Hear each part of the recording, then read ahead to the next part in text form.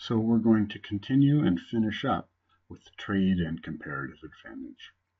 Last time we talked about absolute advantage. An absolute advantage compares countries according to how much output they can get per unit of input, or, equivalently, how much input they require per unit of output. And whoever gets more output per unit of input has the absolute advantage in producing something. And it's possible to have the absolute advantage in everything. You can be better at everything. Another way to compare countries or people would be the concept of comparative advantage. And comparative advantage compares people or countries according to their opportunity costs. And the gist is something like this.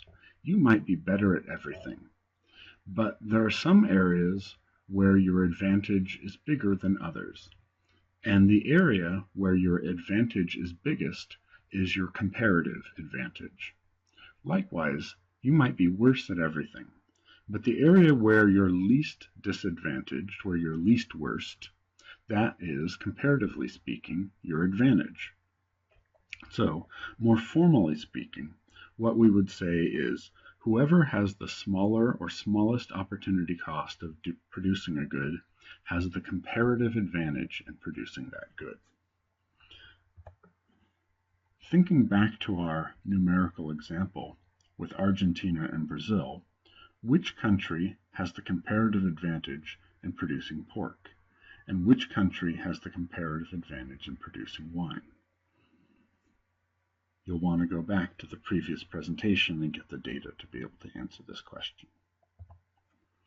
What we're going to see is that specialization can increase total output even in a really simple model like this, where neither country can learn through its process of specialization. So we've deliberately assumed a very, very simple model, a very pessimistic model, really, of how specialization can work.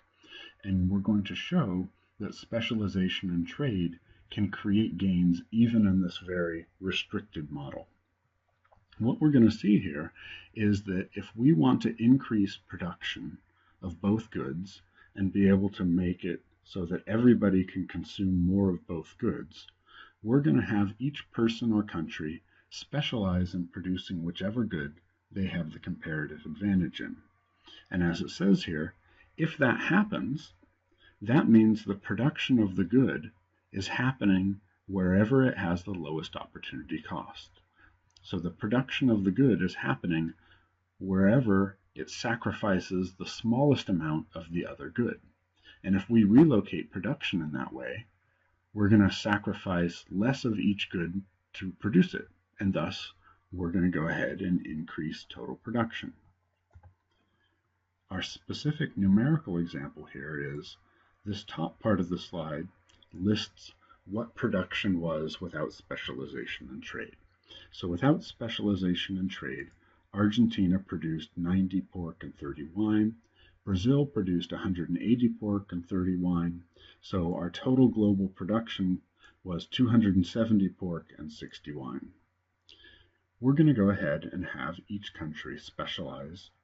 Argentina is going to entirely specialize in wine. So they take all of their workers out of the pork industry and put all of their workers in the wine industry. And they go ahead and produce 0 pork then and 60 wine. Brazil partially specializes in pork. Instead of having 15 workers in pork and 15 in wine, they're going to go ahead and have 24 workers in pork and 6 workers in wine. So they're going to get up to 288 pork production and 12 wine production. Globally then, total production is 0 pork plus 288 pork gets us 288 pork, and 60 wine plus 12 wine gets us to 72 wine. What we're going to see here is that for the trade to be mutually beneficial, we're going to have each country get a good for a lower opportunity cost than they otherwise could.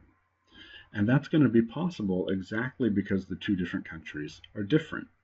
If they were exactly alike, that they had the same opportunity costs, there really wouldn't be any benefit from trading with each other. So what we're going to see here, for example, is that I'm going to have Argentina trade 24 wine for 96 of Brazil's pork. And so you can see there's a kind of price built into this. Each wine is going for about 4 pork. And I didn't pick that just randomly here. I picked that 4 pork per wine because that number was between the opportunity costs for the two different countries. And for the trade to be mutually beneficial, the terms of trade, the price of one good in terms of another, has to be somewhere between the opportunity costs for the two different countries. Because we've picked it that way, that ratio of trade looks like a good deal for each country, and it really is, because Argentina is getting its pork more cheaply than if it rearranged its own domestic labor supply. Likewise, Brazil is getting its wine more cheaply. It's giving up less pork to get wine than it could if it just rearranged its own domestic labor supply. So thinking through a sort of ledger of tracking benefits, this column here gives what the situation was before there was any trade. Argentina produced 60 wine, and it gave away 24 of it. So that left it with 36 wine. And it got, in exchange for that 24 wine, it got 96 of Brazil's pork. So Argentina's production was 0, it imported 96, so it's able to consume 96. Argentina produced 60 wine, it lost 24 to exports, leaving it with 36 that it could consume. And here in this last column here, we're contrasting what was happening before there was any trade versus what a country was able to consume after it traded. Brazil produced 288 pork, and then it sent 96 of it to Argentina, and that leaves it with 192, which is 12 more than it had if it hadn't traded at all. It produced 12 wine, and it imported 24 wine from Argentina, so it had 36 wine in total, and so it was 6 wine better off than it was before. And you can see that both countries have gained in both goods. And that's exactly what we're trying to demonstrate here. Because trade reallocates production to wherever it can occur at the lowest opportunity costs, then we can increase global production, and that increased global production is available as extra pie that we can split up here. Namely, the 12 extra wine were split evenly between the two countries, and the 18 extra pork were split 12 for Brazil and 6 for Argentina. There are several discussion questions, and obviously we're going to go ahead and handle these in class next time around.